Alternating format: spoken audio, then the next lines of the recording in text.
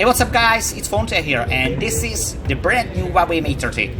Inside this beast is Kirin 990 paired with 8 gigs of RAM and 128 or 256 GB storage. This new phone has beautiful high resolution OLED display. The screen is flat with a small notch. On the back is really impressive triple Leica camera in a circular camera module. The rear camera keeps the massive 40 megapixel sensor with RGB color filter.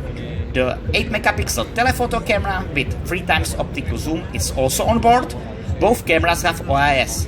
However, the ultrawide camera drops down to a 16 megapixel sensor and the selfie cam has 24 megapixel sensor.